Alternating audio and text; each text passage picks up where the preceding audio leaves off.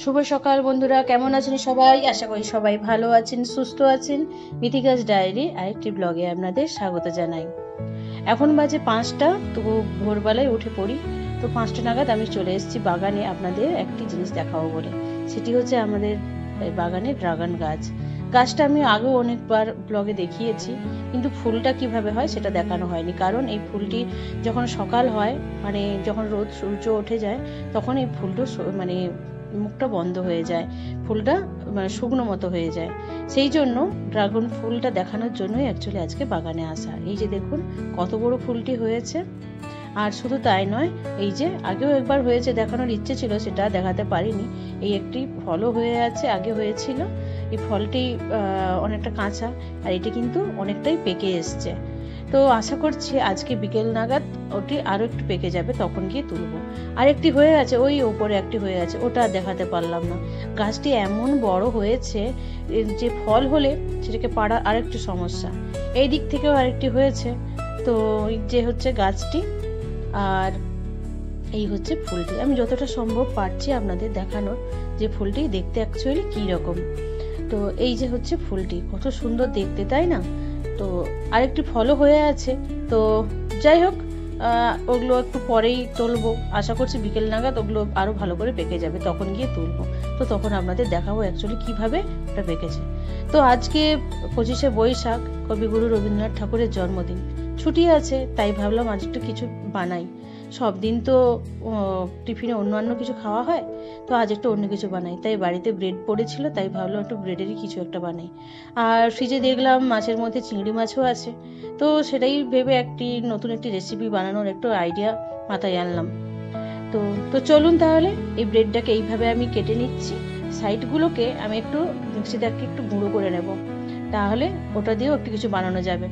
তো এরপরে মিক্সির বোলের মধ্যে চিংড়ি মাছ নিয়েছি, একটি পেঁয়াজ নিয়েছি, টুকরো রসুন নিয়েছি, 3-4টে কাঁচা লঙ্কা নিয়েছি, আর অল্প লবণ, হলুদ, গরম মশলা দিলাম। ওটাকে ভালো করে মিক্সিতে ঘুরিয়ে নেব। ঘুরিয়ে নিলে পুরটা রেডি হয়ে যাবে।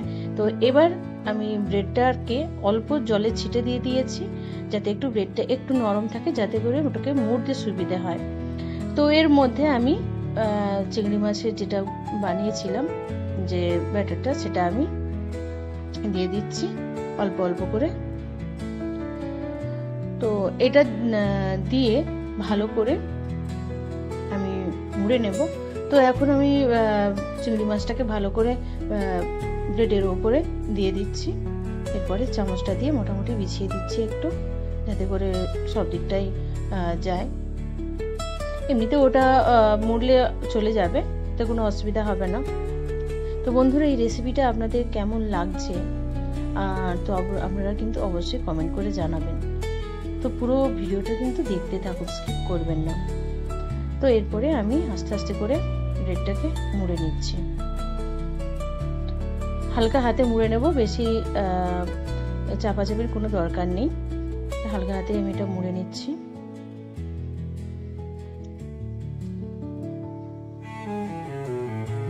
বাকিগুলো আমি এইভাবে মুড়ে নেব।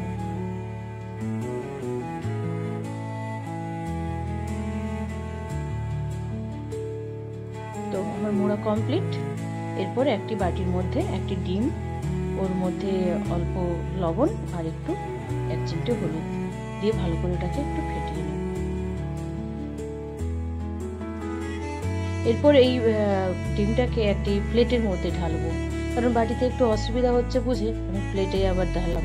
প্লেটে এইভাবে একটু ডুবিয়ে এরপরে ওই যে ব্রেডটা আমি গুঁড়ো করে রেখেছিলাম, ব্রেডের মধ্যে ব্রেড গুঁড়োগুলো ওইটার মধ্যে ভালো করে এদিক ওদিক করে মাখিয়ে ওগুলোকে সবগুলোকেই একটু রেডি করে নেব। আমার কাছে 4টে ব্রেড ছিল, বাকিগুলো অন্যান্য দিন খাওয়া হয়ে গেছে। যেই 4টে ছিল সেই 4টে দিয়েই বানালাম।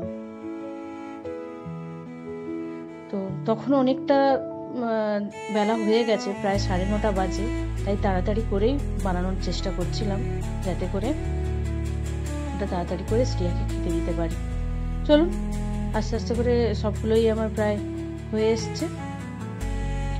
সবগুলোই মাখিয়ে আমি ওটা রেডি করে নিয়েছি। ওদিকে আমি গ্যাসে অলরেডি তেলটা গরম করতে বসিয়ে দিয়েছি, ওটা আর আপনাদের দেখালাম না। একবারে সবগুলো রেডি করে গিয়েই একদম ওখানে ভাজতে দিয়ে দেবো। তেলটা গরম হয়ে গেছে, ওর মধ্যে ছেড়ে দিলাম। প্রথমে 3টে দিয়েছি, তারপরে পরে আরেকটা দিয়েছি। যাই হোক, 3টে একটু ভালো করে ভাজা হোক, তারপরে আরেকটা দিয়ে দেবো। তারপরে আস্তে আস্তে করে সবগুলো একসঙ্গে তুলে নেব। যাই হোক, সবগুলো দিয়ে দিচ্ছি, টকবক করে ফুটছে। কিছুটা সময় পরে আমি ওটাকে উল্টে নেব আর আঁচটা একটু কমিয়ে দেব। একদিকে হয়ে গেছে প্রায়, আরেকদিকে আমি উল্টে দিয়েছি। আর যেটি বাকি ছিল ওটিও দিয়ে দিয়েছি। 4টেই একসঙ্গে ফুটছে, আর 4টেকেই একসঙ্গে তুলে নেব। তো চলুন, এই যে লাল লাল করে বেশ ভেজে নিয়েছি, প্রায় রেডি হয়ে গেছে। এরপরে তুলে নিই। আর একটি প্লেটের মধ্যে একটু টিস্যু পেপার দিয়েছি, যেটুকু বাড়তি তেল থাকবে সেটা ওই টিস্যু পেপারে টেনে নেবে, তাহলে যখন প্লেটে দেবো আর তেলটা হাতে বেশি লাগবে না। তো সবগুলোই আমি তুলে নিচ্ছি। সবগুলোই রেডি হয়ে গেছে, গ্যাসটাও বন্ধ করে দিলাম। তো একটি প্লেট নিয়েছি, ওর মধ্যে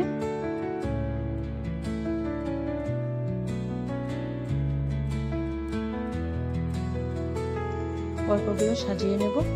আর পেঁয়াজটাকে রিং রিং করে কেটে নিয়েছি, আর একটু সস দিয়ে দেবো ছোট্ট বাটিতে করে। তো রেডি হয়ে গেছে ব্রেড চিংড়ি চপ। তো মেয়েটাকে খেতে দিয়ে দিই। চলুন, সব রান্না বান্না সব কিছু কমপ্লিট। একটু দুপুরের দিকে একটু বাগানে এসেছি, এসে দেখছি যে ফলগুলো একটু কাঁচা কাঁচা ছিল, সেগুলো সব পেকে গেছে। আর দেখুন, ফুলটাও শুকনো হয়ে গেছে। তো এগুলোকে এখন আমি তুলে নেব, আর বেশি সময় রাখবো না, ওগুলো আরও বেশি পেকে গেলে ওগুলো খেতেও ভালো লাগবে না। তো বন্ধুরা, যদি পুরো ভিডিওটি আপনাদের ভালো লেগে থাকে অবশ্যই কিন্তু কমেন্ট করবেন, শেয়ার করবেন, লাইক করবেন। ভালো থাকবেন, সুস্থ থাকবেন, আর যারা নতুন সাবস্ক্রাইব করে দেবেন, দিয়ে আমার পাশে থাকবেন। ভালো থাকবেন, টাটা, সুস্থ থাকবেন। Thank you.